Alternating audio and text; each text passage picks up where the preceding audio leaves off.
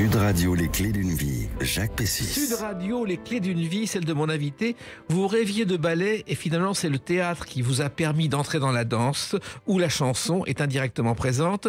Vous alternez à la scène les drames et les comédies sans jamais perdre votre sourire. Bonjour Mélanie Page. Bonjour.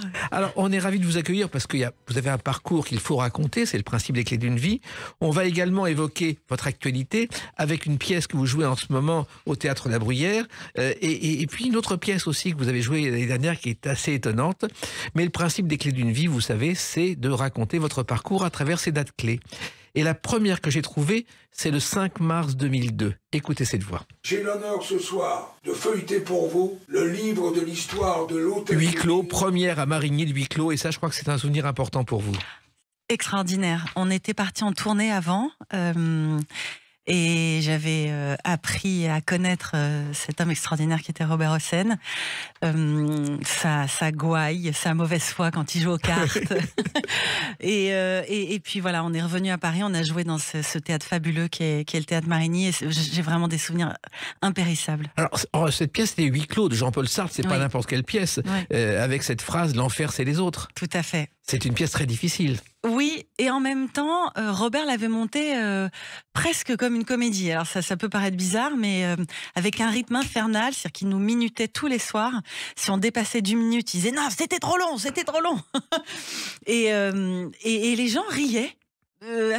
Enfin évidemment pas pendant toute la pièce, mais il y a aussi pas mal d'humour dans cette pièce. Et puis Robert, en fait il joue. J'ai beaucoup appris avec lui parce qu'il joue avec ce qu'il est dans l'instant. Donc s'il a passé une mauvaise journée, il va la jouer en colère, et s'il a passé une très bonne journée, il va y mettre beaucoup d'humour. Alors au départ, votre première rencontre avec Robert Hossein, Mélanie Page, c'est une audition qui ne marche pas, mais il vous dit on travaillera ensemble un jour. Alors oui, j'ai passé au début l'audition pour les titres ne me reviennent jamais. Évidemment, cette pièce où il avait joué avec la cicatrice dans la série Marquise des Anges. Voilà, c'est ça. L'adaptation de Marquise des Anges. Exactement. Et là, il avait vu tout Paris, dont moi. Et puis ça s'était pas fait, mais on s'était vu plusieurs fois. Et il s'était un peu souvenu de moi. Et effectivement, il m'avait dit on travaillera ensemble. Mais j'ai quand même fait au moins 8 auditions avant de faire Huis clos. Hein. Voilà. Oui, parce qu'à chaque fois, il y avait tant de personnes. Et oui. Lui, c'était une série. Voilà. Et vous avez même commencé à répéter avant même d'avoir le rôle. Tout à fait. Je pense que je connaissais le rôle en entier avant de commencer la répétition. Alors, c'est vrai qu'il était très particulier. Il avait une invention incroyable. Un jour, il monte une pièce sur Marie-Antoinette au Palais des Sports. Ouais. Et il faut savoir, le public décide avec une boule blanche ou une boule noire si on va voter la mort ou non. Tout à fait. Il aimait bien faire partager le public. Voilà. Et un jour, il y a 2 Suisses qui arrivent à l'entrée et qui rendent la boule blanche et la boule noire en disant on est Suisse, on ne peut pas voter. Ah oui, c'est extraordinaire. J'ai aussi enchaîné avec un spectacle au Palais des Sports avec lui d'ailleurs. Oui. C'était Bonaparte. Et là aussi, c'était quelque chose d'étonnant. Oui, alors en fait, on était en train de jouer Huis clos ensemble quand il a fait passer les auditions à des comédiennes pour jouer Joséphine. Pareil, il a vu, je sais pas, une centaine de comédiennes avant de finalement me donner le rôle, alors que je lui ressemblais pas du tout physiquement. Je me suis teint les cheveux, voilà. Et c'était étonnant de jouer dans une salle aussi grande. C'est autre chose en fait. On amène le théâtre ailleurs avec un micro. C'est presque une comédie musicale sans chanter quoi. Oui, et en plus avec Hossein qui décide de chaque geste avec une centaine de comédiens. Oui. C'est des grands tableaux. D'ailleurs, je crois qu'il appelait ça des tableaux. Exactement. C'est ça. C'est vraiment. Il fait le tout avant de voir le détail, et puis après, on rentre dans le détail avec lui. Oui. Et Mélanie Page, je crois que Robert Hossein s'est comporté avec vous presque comme un second papa. Franchement, moi, je l'ai senti comme ça. On s'entendait vraiment très, très bien. Je l'adorais, vraiment. Je l'adorais. Il vous a donné des conseils? Oui, effectivement, même pour ma vie ou pour les autres projets que je faisais, quand on se croisait, il me disait alors t'en es où? Il était toujours très direct comme ça, et il aimait bien tester les gens. Oui. Il m'a beaucoup testé au début. Il me posait des questions pour voir si je répondais un peu à côté ou alors il faisait l'avocat du diable pour voir si je changeais d'avis, parce qu'il aimait bien les gens qui changent pas d'avis et qui campent sur leur position et qui lui résistent un peu. Exactement. Alors finalement, au départ, vous auriez pu être faite pour le classique, Mélanie Page. Je crois que jouer les classiques vous attirait. Ouais. Et je crois que votre idole, c'était Michel Bouquet. Complètement. Ah, cet acteur. Mes parents adoraient aussi Michel Bouquet. On le regardait dans les films. Je l'ai vu aussi. J'ai eu la chance de le voir au théâtre. Mais je pense que c'est grâce à Michel Bouquet que j'ai voulu être comédienne, oui. C'était un comédien, je l'ai reçu dans Les Clés d'une vie et il m'a dit une chose étonnante. Il peut m'arriver quand je prépare un texte, si je ne trouve pas la bonne solution, de casser tout ce qui est autour de moi. Tellement oui. il aimait son métier. Ah oui. Mais il a tout donné au théâtre. Tout. Tout en étant, j'espère, un homme heureux à côté, mais effectivement, je pense que la fin a été un petit... Heureusement, il a joué pratiquement jusqu'au bout. Oh oui, jusqu'à un an avant sa mort. Voilà, exactement. Oui. Et c'est sa femme qui lui dit arrête de jouer parce que c'est plus possible. Mais je pense que ça l'a pas rendu très heureux d'arrêter, même si c'était juste avant. On l'a croisé à la sortie d'un spectacle avec mon mari. C'était vraiment juste avant qu'il parte et il nous a dit cette phrase. On a dit est-ce que ça va et il nous a dit non, je joue plus. Et il voilà. a été vraiment extrêmement sincère. Ça m'a beaucoup touchée. On est bien d'accord. Je pense que vous avez raison. Alors, finalement, les classiques français, c'est pas votre culture familiale, puisque je crois que vous avez un père britannique et une mère australienne. Tout à fait. Mais très, très attachés à la littérature, à la culture en règle générale, d'ailleurs. Ils adoraient la culture française. D'ailleurs, ils se sont installés à Paris, et l'un et l'autre, pour ça, pour l'amour de la culture française. Donc j'ai quand même eu cet amour transmis, alors évidemment de tout ce qui est anglo-saxon, mais aussi de la culture française. Ce qui est étonnant, c'est qu'ils sont installés en France et qu'il y a beaucoup de Français depuis des décennies qui vont s'installer en Australie. Ça, c'est bizarre. En Angleterre, il y a énormément de Français à Londres. Oui, exactement. Oui, on pense toujours que l'herbe est plus verte ailleurs, hein, mais on est bien en France, croyez-moi. Alors, votre père n'avait rien à voir avec la culture, il était journaliste ou sportif, je crois. Tout à fait, oui. Mais bon, il écrivait, c'est-à-dire que c'était la presse écrite et il y avait des livres partout. C'était vraiment... On allait au cinéma tout le temps. D'ailleurs, il m'emmenait quand j'étais petite, 9 ans, 10 ans, même voir les films interdits aux moins de 12 ans ou au moins de... Et il disait, c'est moi qui décide, je suis son père, si je décide qu'elle peut aller voir ça, il y va. Oui, et il y avait même le cinéma en noir et blanc à la télévision le soir. Je me couchais tard, très tard, parce qu'il pensait que c'était plus important que je me couche tard et que je vois les films de deuxième partie de soirée, et que je fasse ma culture cinématographique plutôt que je dorme plus. Voilà. Et ce qui l'intéressait pas vraiment, c'est vos notes à l'école et vos devoirs. Je pense qu'il savait même pas en quelle classe j'étais, honnêtement. Ah, carrément. Ah ouais, carement, ouais. Ouais, vraiment. Et vous aviez des soucis, je crois, Mélanie Page, avec les tables de multiplication. Je les ai jamais apprises, donc peut-être que je les ai apprises avec mes enfants. Faut peut-être pas leur dire d'ailleurs, mais j'ai fait celles qui savaient. Mais effectivement, je ne faisais pas mes devoirs parce que mes parents me demandaient pas de les faire et que j'ai passé toute ma scolarité un peu comme ça. Alors en revanche, j'écoutais à l'école, ça m'intéressait. J'étais dans les 2 premiers rangs, j'écoutais et je me disais au moins le travail que je fais ici, j'aurais pas à le faire après. Et puis votre mère a été une romancière célèbre en Australie, parce que on les connaît mal les auteurs australiens, mais il y a beaucoup de livres, j'ai regardé, en Australie par des femmes. Tout à fait. C'est vrai, vous avez raison. Je pense que l'Australie est peut-être en avance sur certains points. Et elle a été publiée plusieurs fois en Australie, effectivement. Et elle écrivait, mais avec tellement de talent. Elle était professeure d'anglais au départ. Oui, professeur. Mais c'était pas son choix. C'était vraiment pour avoir un travail, quoi. Mais professeur d'anglais pour les adultes, oui. Voilà. Remarquez, elle publie des livres au pays des kangourous. On les publie dans le livre de poche, bien entendu. Pas mal. Alors, votre vocation d'origine, c'est la danse au départ. Oui, tout à fait. J'ai fait beaucoup de danse. J'étais en horaire aménagé, comme on dit. Donc, j'allais à l'école l'après-midi, à la danse le matin. Et je faisais 3 heures de danse tous les matins avant d'aller à l'école. Et je pensais vraiment vouloir faire ça. Et finalement, à 16 ans, j'ai compris que ce qui me plaisait le plus dans la danse, c'était la scène. C'est là que j'ai basculé pour le théâtre. Je crois que le cours, c'était Marius Petipa. Tout à fait. Le conservatoire Marius Petipa, qui n'existe plus d'ailleurs, je crois. C'était un peu le conservatoire de tous les conservatoires à Paris. Oui. Ouais. Et Marius Petipa était un danseur célèbre au 19e siècle en Russie, et qui a créé les intrigues dans les ballets, comme La Belle au bois dormant et Don Quichotte. Oui, tout à fait. C'était un grand chorégraphe qui a été dansé très très longtemps d'ailleurs. Alors donc vous décidez un jour que c'est fini et qu'il faut aller vers le théâtre, Mélanie Page. Oui, à 16 ans. Vous savez, à l'âge où on se pose un peu des questions sur l'avenir, où on arrête de faire... on pense qu'on arrête de faire ce que les autres veulent de nous. Bon, j'ai quand même continué quelques années sans le savoir, mais en tout cas, cette décision-là, je l'ai prise toute seule. Ça a été très compliqué parce que j'avais l'impression qu'on attendait de moi que je continue la danse. Et puis, je me suis dit non, vraiment, en fait, c'est pas ça que je veux faire. Alors, curieusement, comme vous faites rien comme tous les autres, vous n'avez pas fait le conservatoire, mais une école, le cours Florence Asio. Oui, c'est le premier cours que j'ai trouvé. Donc quand j'avais 16 ans, il me fallait des cours le matin et j'étais entourée d'adultes. Donc j'étais vraiment toute jeune moi, et d'adultes dont c'était le métier, qui étaient acteurs et j'étais hyper impressionnée. Je me souviens une fois d'un des acteurs qui s'était mis à poil devant nous pour une scène. Moi j'avais 16 ans, et en même temps j'ai beaucoup appris. Et puis en fait j'ai commencé à travailler très vite aussi en parallèle. J'ai trouvé un agent. J'ai commencé à faire des pubs. Enfin, j'ai tout cherché toute seule. J'y suis allée un peu au culot. Alors, il y a eu Roméo et Juliette, mais il y a surtout eu Les Fourberies de Scapin, mise en scène par Francis Perrin. Tout à fait. Pour une débutante, c'est fabuleuse. Ouais, en fait, j'avais tourné avec Francis juste avant, un an avant. On avait tourné un truc pour la télé. On s'était très bien entendu. Je faisais 2 jumelles, dont l'une était meurtrière.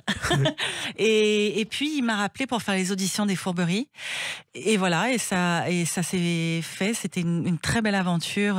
Je m'entends très bien avec Francis. Ouais. Oui, c'est un personnage incroyable. Moi, je me souviens de ses débuts à la Comédie Française, où en parallèle, je ne sais pas si vous le savez, il faisait un spectacle Citron automatique sur des planches dans la banlieue parisienne, à 23h le vendredi. C'était plein à craquer. Louis de Funès est venu 5 fois. C'était extraordinaire.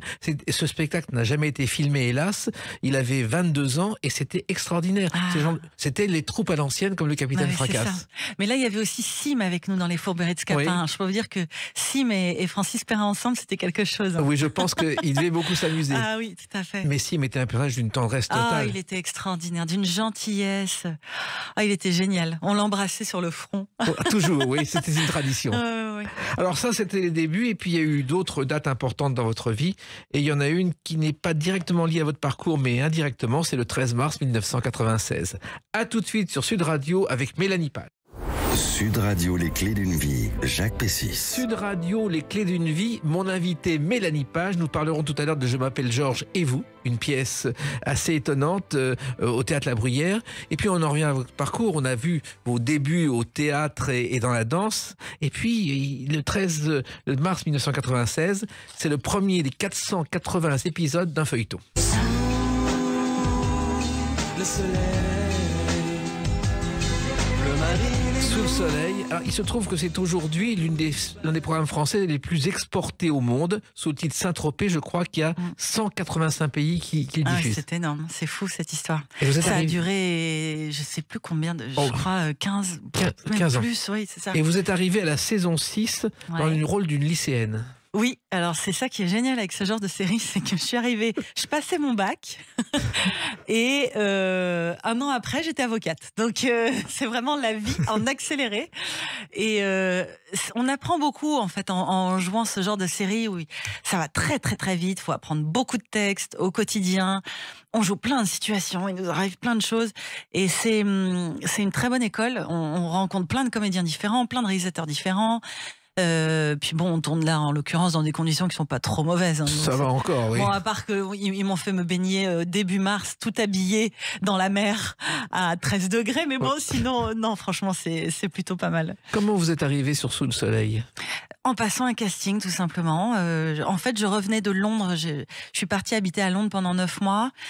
Je revenais, du coup, je m'étais un peu coupée de tout le système et je me suis dit je passe tous les castings qu'on me donne. Je me suis posé la question, honnêtement, est-ce que je le fais ou pas ? Et puis, je me suis dit, allez, de toute façon, là, j'ai pas de travail. Ça sert à rien de se dire, oui, mais mon image, machin. Et à un moment, il faut travailler, il faut apprendre. J'avance et je le fais. Je n'ai jamais regretté d'ailleurs. Et vous avez beaucoup appris. Oui, j'ai beaucoup appris. Et quand je suis partie, le piège, peut-être, c'est de s'enfermer dans ces séries-là. Moi, je suis restée 1 an. Puis après, j'ai fait plein d'autres choses. Donc j'ai pris que le meilleur, j'ai envie de dire. Oui, mais 1 an qui vous a rendu très populaire. Ça va très vite, c'est vrai, dans ce genre de série. On est 1 an chez les gens, quoi. Donc, au quotidien, on vit plein d'histoires. Il y avait vraiment beaucoup je sais pas combien de millions de personnes regardaient, mais à l'époque, c'était vraiment énorme. C'était 7 millions de personnes. Ah, c'est énorme. Donc, oui, forcément, en 1 an, on rentre dans la tête des gens, oui. Et puis, avec les diffusions et les rediffusions, on vous en parle encore aujourd'hui. On en parle encore.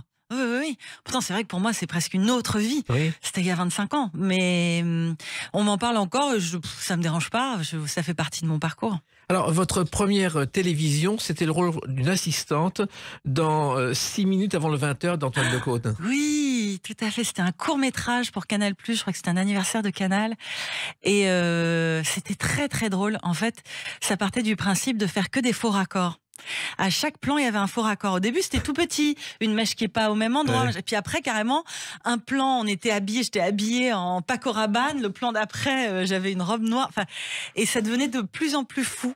Et c'était très, très drôle et très marrant de tourner avec lui d'ailleurs. Et là, c'était aussi un casting. Oui, je crois que j'avais passé un casting, comme d'habitude. J'en ai passé des castings dans ma vie. Et Antoine Decaune, il faut le savoir, il a démarré à la télévision il y a 3 ans, quand sa mère Jacqueline Joubert, à la sortie d'une interview, l'a présenté, l'a fait monter dans une voiture. C'est le premier souvenir télévisuel d'Antoine Decaune, qui est le fils de Georges Decaune. Oh, tout à fait. Et de Jacqueline Joubert. Alors, il y a eu aussi le cinéma avec des rôles très discrets au départ. Je crois qu'il y a eu Piège à Hong Kong. Non, alors ça, c'est une erreur d'Internet où en fait, j'ai une homonyme qui s'appelle Mélanie Page. Ça, c'est important, oui. Et donc, il y a effectivement le nom Mélanie Page au générique, mais je n'ai jamais tourné avec JCVD. Mais vous connaissez cet homonyme ? Non, pas du Parce tout. que effectivement, à chaque fois, et On c'est m'en bien. parle souvent, on me dit alors, vous avez tourné avec Van Damme ? Non. Non, en revanche, vous avez tourné dans Jeanne d'Arc, Oui, ça c'est vrai. Oui, réalisé par Luc Besson. oui, et là aussi, j'avais passé un casting.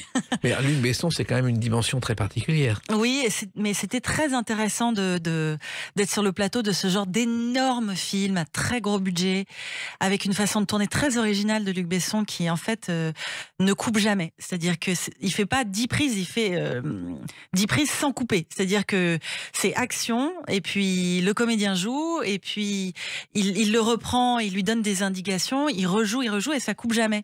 Donc en fait l'émotion ne s'arrête jamais de circuler et il obtient des choses à mon avis beaucoup plus fortes comme ça, c'est vraiment pas inintéressant. Oui, et en même temps, alors que d'autres comédiens font le conservatoire pendant des années, vous avez vraiment appris, Mélanie Page, votre métier sur le terrain. Oui. Alors j'ai aussi repris, enfin j'ai quand même pris des cours parce qu'après j'étais au conservatoire du 16e arrondissement. Enfin j'ai pris des cours et j'ai fait des stages aussi, mais en fait par touche. Et j'ai vraiment appris en travaillant effectivement, oui. Et en plus avec des grands, parce que dans ce film Jeanne d'Arc, il y a quand même John Malkovich. Ah bah oui. Tu lui ai donné un bain, dis donc. Ah bon ? Ouais. Bon, il avait un slip dans sous l'eau, mais tout à fait. Ah bah là, sur ce genre de plateau, on voit passer des acteurs extraordinaires. Lui, c'est un acteur extraordinaire. Il parle français d'ailleurs, parce qu'il a vécu en Provence pendant des années. Oui. Il parle français avec un petit accent charmant.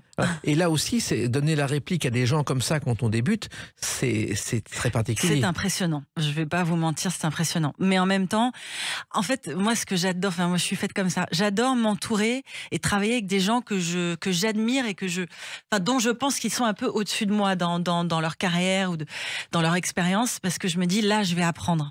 Et je suis un peu comme une sangsue, je me colle à la personne et je regarde faire et je me dis, voilà, souviens-toi de ça, souviens-toi de ça. Donc, j'adore m'entourer de gens plus grands, quoi. C'est le meilleur des apprentissages. Je pense, oui. Et Malkovich, il faut le savoir, c'est un homme élégant dans tous les sens du terme. Il a lancé, voici 10 ans, une ligne de prêt-à-porter pour hommes qui se vend dans le monde entier parce qu'il estime que l'acteur et l'homme doivent être élégants dans la vie. Mais il a tout à fait raison. Par exemple, moi, vous me verrez jamais en jogging, même chez moi. C'est-à-dire que j'ai pas la tenue pilou-pilou du dimanche. Non, moi, je m'habille tous les jours. Je ne me change pas quand j'arrive chez moi. Pour moi, c'est très important d'être toujours bien et prêt à se montrer. Voilà. Et d'ailleurs, vous êtes aujourd'hui, on est sur YouTube avec 1 million d'abonnés, La vie en rose. Oui, c'est vrai que ça pète. Voilà. Et La vie en rose, chanson d'Edith Piaf, composée par Marguerite Monod, qui ne croyait pas à cette chanson, qui a refusé de la signer. C'est fou. Donc ses héritiers sont passés à côté d'une fortune. Et c'est le pianiste Louis Guy qui était là par hasard. Il fallait bien que quelqu'un signe, qui a signé. C'est dingue. C'est dingue, hein, cette histoire. Ouais. Alors, il y a eu d'autres films très différents. Vous êtes dans la bande du drugstore, je crois. Tout à fait. De François Armanet. Oui, tout à fait. Là, c'est un autre univers. Oui, je faisais une anglaise, ça se passait dans les années 60. D'ailleurs, j'ai passé mon permis pour ce film, parce que je devais conduire une voiture de collection. Alors, je venais de passer mon permis, on me met au volant d'une voiture avec le propriétaire à côté, il fallait pas mais vraiment, même une toute petite rayure, ça aurait été une catastrophe. Et en plus, j'étais censée faire une espèce d'accident avec. Mais c'était un super souvenir. Il y avait Aurélien Vic, Il y avait plein de gens sur ce film, super. C'était vraiment une bande de jeunes. Et puis j'adore les films historiques, quoi. Les costumes, tout, ça change. Ouais, la bande du drugstore, elle a existé dans les années Tout à 60. fait, C'est des jeunes qui se retrouvaient tous les soirs. Ouais. Et après, ils allaient chez Renoma. Oui. Alors, ils mettaient des vêtements et ils volaient les vêtements en mettant les vestes les unes sur les autres. Et comme il n'y avait pas de contrôle à la sortie, Eh oui, il n'y avait pas de bip à il n'y avait l'époque. pas de bif, ça marchait très bien. Et même Claude Lelouch vous a engagé. Tout à fait. En fait, je devais faire. Il y avait deux ou trois volets à son. C'était la comédie humaine. Les Parisiens. Les Parisiens, voilà. Et donc j'ai fait le premier volet. C'était un petit rôle, et puis je devais faire. Ils m'ont appelé pour faire le deuxième volet du film, et en fait j'étais enceinte, donc j'ai jamais pu faire la suite. Voilà. Mais en même temps, travailler avec Lelouch, là aussi, c'est une précision totale. Tout à fait. Et lui aussi, il a une façon très originale de travailler en dirigeant les acteurs en direct comme ça. Oui, et en réécrivant le scénario. Oui, avec beaucoup d'impro et très ouvert aux propositions des acteurs. Et puis, il y a quelqu'un aussi, quelqu'un qu'on aime beaucoup, c'est Amanda Sterz, Oui. qui travaille aux États-Unis aujourd'hui. Tout à fait. Alors qu'elle devrait travailler en France, ça nous aiderait. Et avec qui vous avez tourné? Tout à fait. En fait, c'est un film qu'elle a mis, enfin, comme beaucoup de films, qui a mis du temps c'était son premier film. Et qui a mis du temps à se monter. Et donc, elle m'avait proposé le film à une certaine date. Et puis, j'étais évidemment partante. Et puis, quand finalement le film a été, on dit greenlighté, c'est-à-dire quand les financements sont là et qu'on peut enfin le tourner. J'étais enceinte aussi. et je lui ai dit au téléphone, je lui ai dit, alors Amanda, il faut que je te dise, je suis enceinte. Donc j'étais enceinte de très peu, mais au moment du tournage, j'allais être enceinte de 7-8 mois. C'est-à-dire vraiment beaucoup, quoi. Donc je lui ai dit, Amanda, je suis enceinte. Et elle m'a dit, donc ça c'est vraiment la réponse d'une femme réalisateur, elle me dit, c'est pas grave, elle sera enceinte. Et j'ai tourné ce film enceinte de 8 mois. Vraiment, j'étais au bord d'accoucher. C'est fou, hein. Mais Ouais. vous vous rendez compte de tout ce que vous avez appris grâce aux autres? Ah, mais je remercie la vie tous les jours, bien sûr. Mais on n'apprend que grâce aux autres. Exactement. Et nous, on va en apprendre un peu plus sur vous encore à travers une autre date, le 6 mars 2017. À tout de suite sur Sud Radio avec Mélanie Page. Sud Radio, les clés d'une vie, Jacques Pessis. Sud Radio, les clés d'une vie, mon invité Mélanie Page. Nous parlerons tout à l'heure de Je m'appelle Georges et vous, une comédie qui triomphe au Théâtre La Bruyère. Et on en revient bien sûr à votre parcours. On a parlé de cinéma, on a parlé de théâtre. Et puis le 6 mars 2017, il y a un nouveau jeu télévisé qui commence.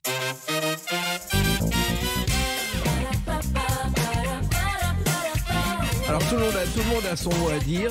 C'est un jeu avec des pensionnaires. Et sur Oui. Internet, il y a ceux dont le nom est en gras, qui sont les plus réguliers, les plus récurrents. Et vous êtes dans cette liste en bonne place. J'adore faire ce jeu. C'est ma récréation. Vraiment, j'adore.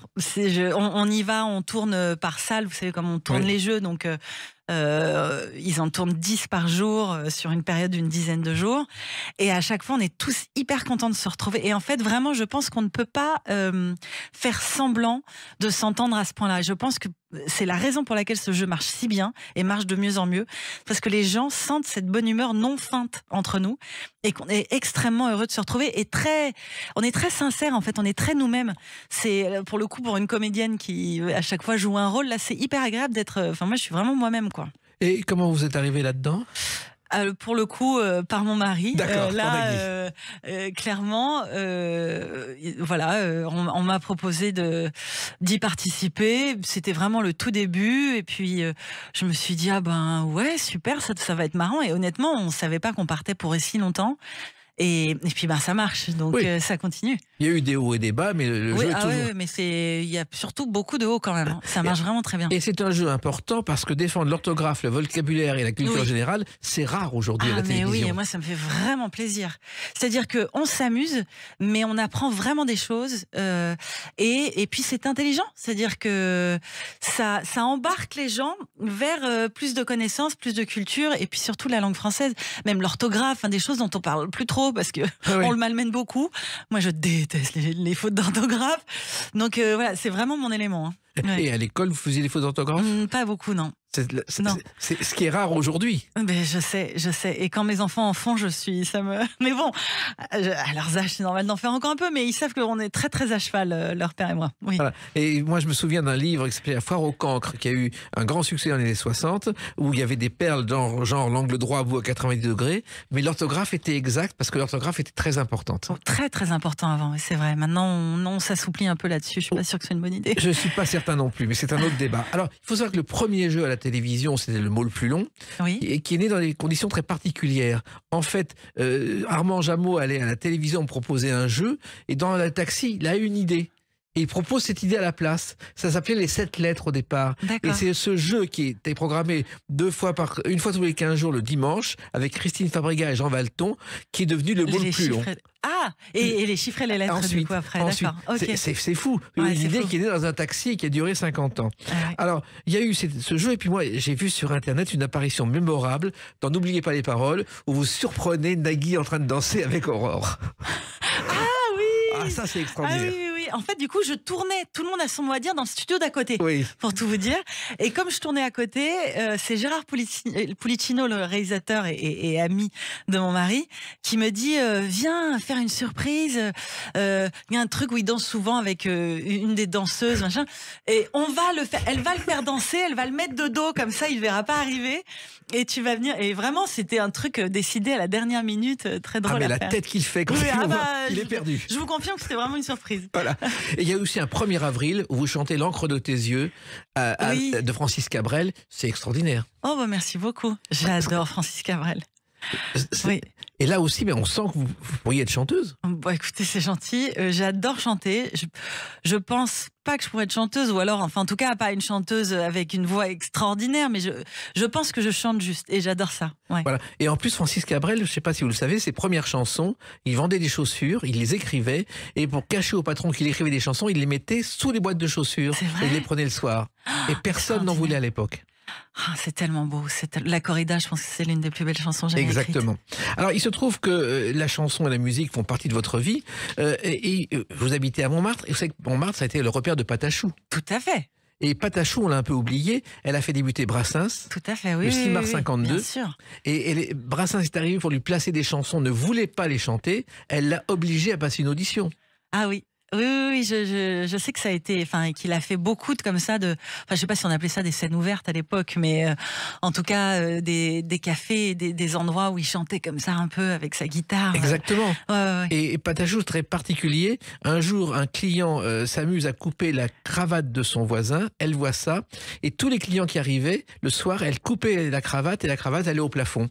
Et le plafond de Patachou débordait de cravates. Ah, je savais pas. Génial. Vous avez tellement d'anecdotes extraordinaires. Alors, il se trouve que votre couple avec Nagui, ce qui est formidable, c'est que vous en parlez avec gentillesse et discrétion. Vous n'en faites pas un numéro. Ouais, j'essaye pas, en tout cas. Non, mais sûr. c'est pas si fréquent.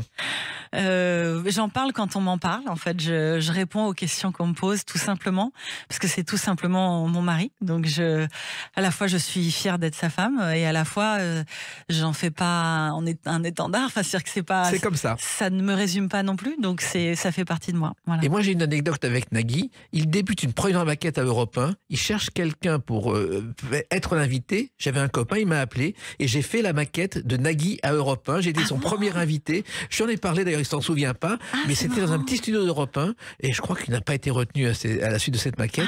Mais j'ai ce souvenir très précis. Qu'est-ce qu'on s'est raconté, je sais plus. C'est Alors, marrant. ce qui est vrai, c'est que pour votre métier, pour vos enfants, vous avez abandonné votre métier pendant quelques années. Oui, j'ai arrêté pendant 8 ans, oui, effectivement, mais avec grande joie et plaisir. Je ne juge absolument pas les femmes qui continuent à travailler, attention, mais moi je le sentais comme ça. Moi je sentais qu'il fallait que je m'occupe de mes enfants tant qu'ils étaient petits, et que je voulais pas passer à côté de tous ces moments. C'était une période de ma vie où pour moi je devais vivre ça à fond. Voilà. Et il y a eu une partie de votre vie que vous avez vécue à fond, c'est la pandémie, car vous êtes transformée en maîtresse d'école. Alors pour le coup, j'ai pas été la seule maman à faire ça. Non. Et on jouait 10 ans après au Théâtre de Paris à ce moment-là. Ça marchait super bien. Je m'entends d'ailleurs toujours très très bien avec mes partenaires qui étaient Julien Boisselier et Bruno Solo. On était hyper heureux. Et puis le jeudi, on se dit à demain, et le vendredi, vendredi 13, on nous dit, en fait, vous reviendrez pas. Et on part dans le sud, comme beaucoup de gens qui sont partis quand ils ont senti que voilà, c'était le moment. On avait encore 2 jours pour partir. Et là, je me transforme en maîtresse d'école. Effectivement, mon fils était en CE1. Mais c'était fou tout ce qu'il y avait à faire. Oh, c'était un enfer. C'est fou, hein. C'était un enfer. Vraiment, autant déjà les devoirs, je trouve ça assez. C'est pas la meilleure partie de la parentalité, on va dire, mais être maîtresse toute la journée, on était enfermés toute la journée. Alors en plus, il faisait beau, mais on n'en profitait même pas. On était à faire des pages et des pages d'exercices. Voilà. Alors en revanche, il a beaucoup progressé. Mais ça a été dans la douleur. Hein. J'avais hâte de retrouver mon vrai métier. Et ce vrai métier, vous l'avez exercé de façon étonnante, puisque vous étiez nul en maths, on le sait, mais vous avez quand même été prof de maths dans une série qui s'appelait L'école de la vie. Oui, alors en fait, à la base, j'étais pas nulle en maths. Je pense même que je suis plutôt douée avec les chiffres. En revanche, j'ai eu un prof, malheureusement, pendant 2 ans, en 4e, 3e, qui ne faisait pas cours. Je sais même pas qu'il était mauvais, il faisait pas cours. Donc, j'ai jamais réussi à rattraper ces 2 ans de retard, ce qui fait qu'après, effectivement, j'avais complètement laissé tomber l'idée même d'essayer de faire des maths. Mais cette prof de maths, j'ai adoré la jouer, adoré. Elle était complètement à l'inverse de moi, c'est-à-dire aucun sourire, hyper froide, hyper sévère dans la vie comme ça, et en même temps, il y avait un humour, un second degré assez à l'anglaise comme ça que j'adorais.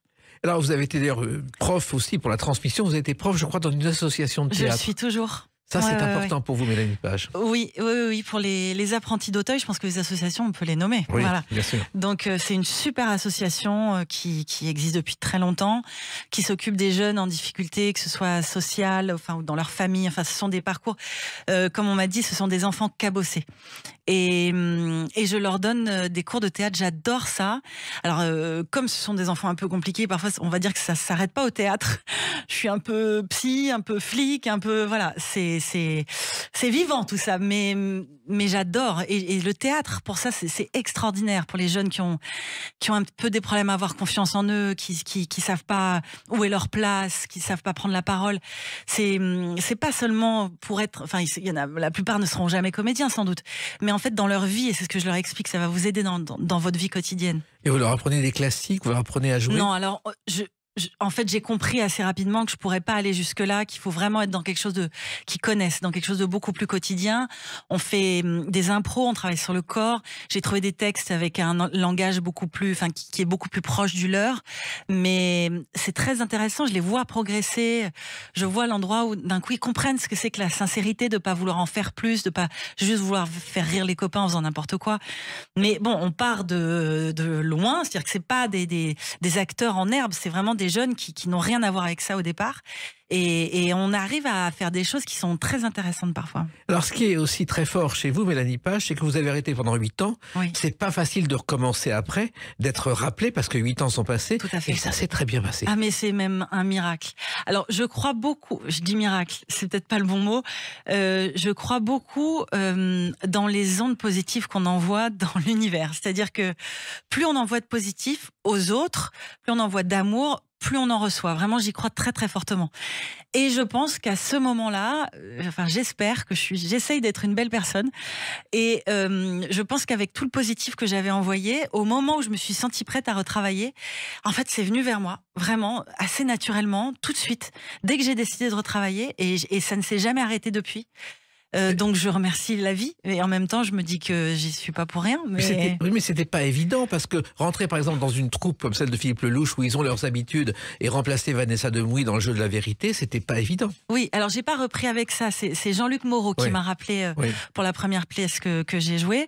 Et effectivement, oui, rentrer dans une troupe où chacun a ses habitudes. Alors j'avais déjà joué avec David Brécourt, qui fait partie de cette bande. Non, on avait déjà joué une pièce ensemble aussi, et on s'entendait déjà très très bien. Donc déjà, ne serait-ce que par David, je me suis pas sentie isolée, et puis après en fait ils m'ont adoptée mais extrêmement rapidement. Et puis il y a Black Legend, qui est un spectacle étonnant aussi, au Splendide.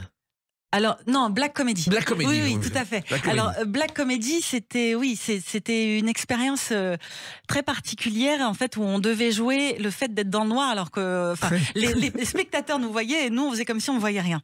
Et c'est un parti pris extraordinaire, très très drôle et en même temps difficile. C'est-à-dire qu'il faut vraiment travailler le fait de alors qu'on travaille toujours l'écoute, le regard avec son partenaire. Là, on pouvait pas se regarder. Donc c'est vraiment très très neuf. Et j'ai eu la chance de rencontrer Virginie Lemoine pendant cette pièce qui est... j'étais avec elle tout à l'heure. Là, je viens de la quitter. On est très, très, très proches. Vraiment, c'est une chère amie maintenant. Elle s'est reconvertie de façon extraordinaire parce qu'elle a commencé avec Laurent Gérard pendant des années et elle est devenue une metteur en scène incontournable. Extraordinaire. Elle a énormément de talent et je pense que c'est la seule à pas s'en rendre compte. Oui, elle est restée très modeste. Ah, très, très modeste, mais elle est géniale. Géniale. Eh bien, le théâtre, on va continuer à en parler à travers votre actualité et la date du 22 janvier 2025. À tout de suite sur Sud Radio avec Mélanie Page. Sud Radio, les clés d'une vie, Jacques Pessis. Sud Radio, les clés d'une vie, mon invité Mélanie Page. On a parlé de votre parcours riche en événements avec le cinéma, le théâtre, les écoles, la pandémie. Et puis, retour au théâtre le 22 janvier 2025 avec Je m'appelle Georges et vous, au Théâtre La Bruyère. Et là, on est véritablement dans la comédie, une comédie très insolite. Oui, alors j'adore cette pièce. On l'a créée à Avignon l'année dernière.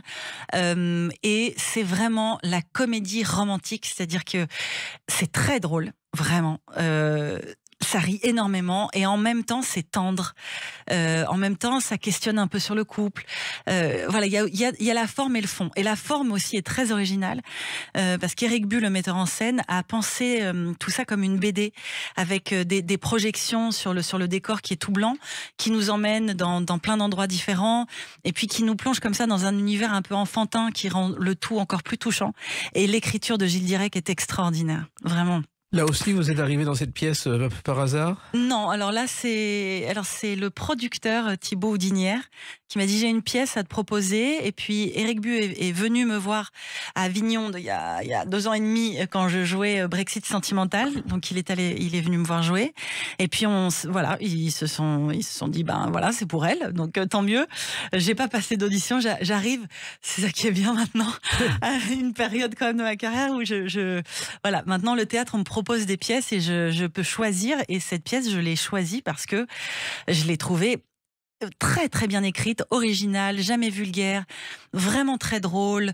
En même temps, je sortais d'un seul en scène où j'étais très très seule, puisque c'est le principe. Et donc là, d'être dans une troupe, on est 5. Il y a aussi Étienne Lenay, Stéphane Roux, Marine Ducéhu. On est 5 à être là vraiment beaucoup, tous ensemble. Tout le monde a sa partition à jouer, c'est très agréable. Et alors l'histoire, c'est un garçon, un monsieur Georges, qui découvre que les résidences autour de chez lui portent les prénoms de ses ex. Oui. Tout à fait. C'est assez étonnant. En fait, voilà, c'est l'idée de Gilles qui a des idées un petit peu folles. Donc Gilles, l'auteur, qui s'est dit que partant de là, on pouvait revoir un peu le couple et le début d'un couple. C'est-à-dire que donc il se dit, ok, l'immeuble en face de chez moi va s'appeler Villa Émilie. Ça veut dire que la prochaine femme de ma vie va s'appeler Émilie. Donc il se met en quête d'une Émilie. Et quand il me rencontre, donc c'est Grégory Baquet qui joue Georges. Quand il me rencontre, il se dit, ah là là, enfin, il a un coup de cœur, quoi. Et il se dit, je ne veux pas savoir comment elle s'appelle. Parce que si elle ne s'appelle pas Émilie, ça va capoter. Et donc, en fait, on commence cette histoire. Donc, évidemment, il lui raconte pas la vérité. Il lui dit juste, jouons à un jeu. On va pas se dire comment on s'appelle. On parle pas de notre passion. On parle pas de nos vies. Et mon personnage se dit, allez, pourquoi pas, on va jouer. Et donc ce couple commence sans se connaître et sans chercher à se connaître, juste en se ressentant et en étant ensemble. Et c'est une question assez intéressante, ça. Oui, et c'est l'originalité, parce qu'en général, la comédie, le boulevard, il y a des portes qui claquent. Là, c'est pas le cas. Ah non, pas du tout. Il n'y a vraiment pas du tout de ça. Ce sont des codes nouveaux. En même temps, il y a quand même les codes de la comédie romantique avec vont-ils rester ensemble, vont-ils se remettre ensemble, s'ils se séparent. Donc il y a tout ça avec les personnages secondaires, les amis qui sont. Donc il y a les codes, mais en même temps, c'est extrêmement original. Moi, j'avais jamais lu une pièce comme ça. J'adore ça, se dire, on va faire une pièce qui a jamais été explorée, quoi. C'est ce que vous aimez finalement, faire à chaque fois quelque chose de nouveau. Oui. Bah oui. Mais c'est comme ça qu'on s'enrichit. Alors, Grégory Baquet, bien sûr, est votre partenaire. Il faut savoir que son père, Maurice Baquet, je ne sais pas si vous savez, a été à la fois un comédien, un violoncelliste et un alpiniste sportif. Ah non, ça je savais pas. En fait, il faisait des compétitions de ski et d'alpinisme et il a descendu les escaliers de la butte Montmartre en 46 à ski. Mais non. Si. Ah, c'est génial, je vais en parler à Grégory. Il s'en souvient très bien. Alors, là aussi, c'est un travail très particulier parce qu'il faut jouer la tendresse et l'humour. Tout à fait. Et j'adore ce mélange. Et ça se mélange vraiment très bien dans la pièce. C'est-à-dire qu'on entend les gens exploser de rire et la minute d'après faire « Oh, oh !» Et puis ils commentent, ils sont avec nous. On entend les gens « Oh non, ah oui !» Mais vraiment, il y a des gens qui presque nous parlent et nous encouragent. Et c'est mignon, quoi. C'est touchant. Et les gens, surtout, sortent en nous disant « Ah, on a pensé à autre chose pendant 1h30. Vous nous avez embarqués ailleurs. » Et ça fait vraiment du bien, quand même, d'aller un petit peu ailleurs en ce moment. Oui, je crois. Et puis aussi, ce qui est très important, vous savez jouer avec le public, ce qui n'est pas évident pour une comédienne. Le public change tous les soirs. Tout à fait. Mais moi, c'est ce que j'adore. Alors, pour le coup, avec le seul en scène que j'ai joué avant, j'ai vraiment appris ça. Parce que dans la pièce, il y a aussi des moments où on s'adresse directement au public. En fait, c'est comme des petites parenthèses où les personnages parlent directement au public. Et donc, ça me ramène à ce que j'avais fait avant. Et j'adore ça, casser le 4e mur, comme on dit, et parler directement aux gens, les regarder, voir comment ils nous regardent, les voir avec un grand sourire. C'est hyper appréciable. En même temps, il y a des moments surréalistes. Quelquefois, moi, je me souviens d'un spectacle que j'avais écrit et le comédien rentre en scène et puis on est dans la salle, au bout de 5 minutes, je te dis que c'est commencé. Non mais là on peut pas continuer. Si, il faut. Alors l'autre jour, souvent moi j'entends des petits commentaires. Alors l'autre jour là, en jouant, j'arrive, je rentre en scène et j'entends quelqu'un qui dit à sa copine à côté, c'est Mélanie Page. Et à côté elle dit, qui ça? C'est Mélanie Page. Quoi? Mais Mélanie Page, je te dis. Mais vraiment, limite aussi fort que ça, vraiment. Oui. Et donc, là, nous, on continue à jouer. Mais en fait, il y a des gens qui sont au théâtre, mais qui sont un peu comme dans leur salon. Ils se sentent bien et puis ils commentent. Alors, si c'est juste un peu, bon, ça peut passer, ça peut même un petit peu faire rire les autres. Bon, évidemment, si c'est un petit peu trop, il y a un moment où il faut qu'ils comprennent qu'il y a d'autres gens autour d'eux. Mais par exemple, il y a eu, alors ça, évidemment, c'est toujours très énervant pour les acteurs, mais il y a un portable qui a sonné l'autre jour, dans une scène qui est en plus un peu compliquée entre nous, et ça sonne une fois, 2 fois, on fait comme si pas, et on continue, et puis il y a un moment, en fait, on sent qu'on perd les gens, on perd le public, parce que tout le monde commence à s'énerver, mais pourquoi elle éteint pas là? Donc là, c'est même pas la peine de jouer. Et donc, j'ai dit à ce moment-là, j'ai dit à Greg, bon, pourquoi t'éteins pas ton portable? En fait, j'ai pris l'info tout en restant dans la pièce. Et du coup, Greg dit, ouais, je vais l'éteindre. Donc, on lui laissait le temps de trouver son portable et de l'éteindre, tout en mettant un peu sur pause l'histoire et en même temps en gardant le public avec nous. C'est Fernand Reynaud qui ne supportait pas le moindre bruit dans la salle. Un jour à l'Olympia, au 4e rang, il y a 2 adolescentes qui prennent un bonbon et qui enlèvent le papier. Il est descendu dans la salle, il a enlevé le paquet de bonbons aux adolescentes. Il a repris son spectacle. Il serait devenu fou en ce moment avec les bruits de portable et les bruits. Et puis alors, il y a les bruits de portable qui sonnent et puis il y a les bruits de portable qui tombent du siège aussi. Oui. Parce qu'il y a beaucoup de gens qui le mettent comme ça à côté d'eux et bam, on entend. Mais bon, ça fait partie du métier de comédien. C'est ça le spectacle vivant aussi. On fait avec ce qui se passe. Et voilà. Et en même temps, ce spectacle est d'autant plus compliqué qu'il y a un décor de BD, donc il a fallu vous adapter à ça. Tout à fait. C'est vraiment une super idée d'Éric Bu qui, en fait, nous emmène vraiment dans un univers un peu parallèle comme ça, où je pense que ça permet vraiment aux spectateurs de voyager et d'être ailleurs et de tout croire. Parce que c'est quand même... Enfin, c'est fou cette histoire. C'est quand même un peu fou ce que Gilles a imaginé avec ses prénoms d'immeubles. Et comme on est dans une BD... à partir de là, tout peut arriver et on est prêt à croire à tout. Donc, Éric Bu et Gilles Lirec sont très très complémentaires pour ça. Vous connaissiez un peu le monde de la BD ? Un petit peu, je dois avouer que je suis pas une... Enfin, si vous me dites, voilà, oui, je lisais Boule et Bill quand j'étais enfant, oui. Voilà, je lisais les Schtroumpfs, je lisais... Mais après, adulte, j'ai pas trop continué à lire de la BD. Et Boule et Bill, c'était vraiment le fils de Jean Robat et le chien de Jean Robat. Oui, les vrais, il avait pris le modèle. J'adorais ça. Et on compare d'ailleurs ce décor, j'ai vu des critiques à Penney, les amoureux de Penney. Je ne sais pas si c'est un rapport, mais en tout cas, beaucoup de critiques disent que le décor ressemble aux amoureux de Penney. Elle a beaucoup de talent. La femme qui a fait les dessins, c'est très... Oui, c'est très poétique, c'est très original. C'est un dessin très original aussi. Penney était célèbre pour son kiosque avec le musicien et la jeune femme. Et il y a une anecdote, Penney habitait à l'époque à Paris, dans un immeuble où il y avait Jacques Brel et Georges Brassens. Et un soir, ils ont dîné ensemble et ils ont tellement bu qu'ils ont passé la nuit à se raccompagner les uns chez les autres ou à tenter de se raccompagner les uns chez les autres. C'est drôle. C'est extraordinaire. Ah ouais. Alors, c'est aussi un spectacle donc familial parce que Oui, tout à fait. c'est important. Oui, il y a souvent des enfants dans la salle et honnêtement, les enfants rient beaucoup. Alors, c'est génial d'entendre les enfants rire. C'est quand même le rire le plus. J'ai envie de dire, c'est le son le plus beau de la planète, un rire d'enfant. Et ils sont vraiment avec nous. Ils comprennent. Alors, il y a 2-3 références, voilà, qui peut-être qu'ils loupent ou qui passent à côté, mais vraiment l'histoire est complètement jouable pour un enfant. J'ai envie de dire, à partir de 7-8 ans, c'est bon, quoi. Il passe un bon moment. Et ce spectacle, Mélanie Page, vous l'avez créé à Avignon, mais c'est presque maintenant votre marque de fabrique de créer des spectacles à Avignon. Ouais, j'adore. C'est pas évident. Alors, c'est pas évident, mais moi, j'aime pas ce qui est évident. Donc, comme ça tombe bien. Je trouve que ça grouille. En fait, ce qui est génial pendant le festival, c'est que, alors déjà, Avignon, c'est très beau. Et je suis assez sensible à la beauté et à l'architecture. Donc là, je suis très bien. Et en plus, dans les rues, il y a soit des gens qui font le même métier que nous et qui sont dans le théâtre et qui sont donc passionnés de théâtre, soit du public qui est là parce qu'ils sont passionnés de théâtre. Donc, en fait, qui qu'on croise, ce sera des gens qui ont la même passion que nous, ce qui est quand même extraordinaire. Oui, mais il faut tracter tous les jours pour faire venir le public. Ouais, j'aime bien tracter, ça me dérange pas. J'aime bien aller au contact du public, en fait, vraiment. J'ai pas cette timidité-là où j'aime bien échanger avec les gens que je connais pas. En même temps, c'est une façon de rôder le spectacle. Oui, aussi. Et puis en plus, on travaille justement les mots à dire, comment on peut résumer là, parce que on a l'attention des gens, mais quelques secondes, hein, parce qu'ils ont quand même autre chose à faire et puis ils sont sollicités tout le temps. Donc voilà, on travaille notre bagou, notre façon de vendre le spectacle. Alors ça, c'est le côté comédie romantique. Mais vous étiez à Avignon déjà voici quelques années avec un spectacle très différent, ce seul en scène, Ce qui ne nous tue pas. Oui. Là, ça aussi, c'était un moment d'émotion. Vous l'avez joué à Paris au Théâtre Le Pic. Tout à fait. C'était quelque chose de très très dur. Alors c'est à la fois très difficile parce que c'est difficile de jouer seul et que j'ai même envie de dire c'est presque un autre métier. Et en même temps j'ai eu des retours tellement enrichissants de gens qui se sont tombés dans mes bras en pleurant après le spectacle en me disant j'ai vécu ça, ce que vous m'avez dit, ce que vous avez dit là. D'ailleurs, j'ai fait là, vous voyez, j'ai fait un lapsus. Les gens avaient souvent l'impression que je leur parlais directement, comme si je leur racontais soit leur histoire, soit la mienne. D'ailleurs, souvent les gens avaient l'impression que c'était ma vraie histoire, alors que c'était une adaptation que j'avais écrite. Mais il y avait ce truc où je parlais au plus profond des gens.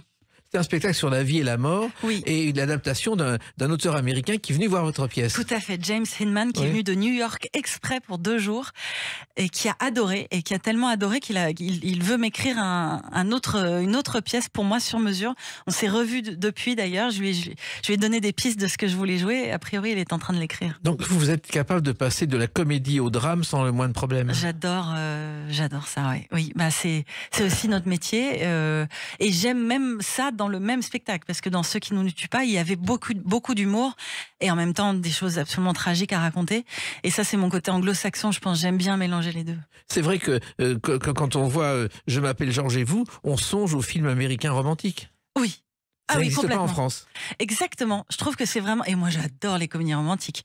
Vraiment, tout ce qui est... Enfin, les comédies avec Julia Roberts, Jennifer Aniston, j'ai été vraiment biberonnée à ça, j'adore. Oui. Et vraiment, j'ai pas honte de dire que j'aime, parce que les gens disent, oui, alors c'est un cinéma un petit peu... Mais pas du tout. D'ailleurs, aux États-Unis, ils voient pas du tout ça comme un cinéma bis. Hein. C'est vraiment très, très important pour eux. Et en fait, c'est les émotions que ça procure. C'est d'avoir des larmes d'émotion, mais positives. C'est d'être capté par une histoire. Et puis de toute façon, l'amour, c'est quand même, s'il y a bien un truc qui parle à tout le monde, c'est ça. Alors l'avenir, est-ce que vous n'avez pas envie d'aller encore plus loin, d'écrire, de réaliser? Alors oui, figurez-vous que j'ai écrit. Alors j'ai écrit un livre qui est en ce moment lu chez des éditeurs, donc je peux pas vous en dire beaucoup plus, mais j'ai écrit comme voilà, c'est sorti extrêmement vite. J'ai fait lire à quelques amis de confiance. D'ailleurs, ma première lectrice a été Virginie Lemoine, que je remercierai jamais assez. J'ai des retours pour l'instant vraiment extrêmement positifs. Et j'attends d'être publiée, d'avoir les retours du public là-dessus. C'est une façon de rendre hommage à votre mère aussi. Oui, complètement, oui. Oui, tout à fait. En tout cas, pour l'instant, vous êtes à l'affiche de cette pièce Je m'appelle Georges et vous. C'est au Théâtre La Bruyère, c'est tous les soirs? C'est du mercredi au dimanche à 21h, le dimanche à 17h.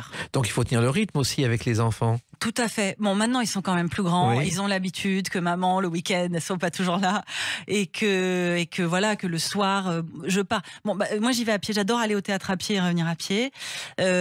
Donc, en gros, je pars vers 19h30. Ça va, hein. Et puis après, voilà, le soir, je rentre, ils sont couchés. Mais j'ai quand même pas mal de temps avec eux. Voilà. Bah, c'est bien. Et nous, on a été heureux de passer 1 heure avec vous. Ouais, moi également. Et je suis sûr que beaucoup de gens vous retrouveront sur scène avec Grégory Baquet dans Je m'appelle Georges et vous au Théâtre La Bruyère. Merci beaucoup. Merci, puis à bientôt parce que vous reviendrez parler de votre livre. Avec grand plaisir. Merci Mélanie Page. Merci. Les Clés d'une vie, c'est terminé pour aujourd'hui. On se retrouve bientôt. Restez fidèles à l'écoute de Sud Radio.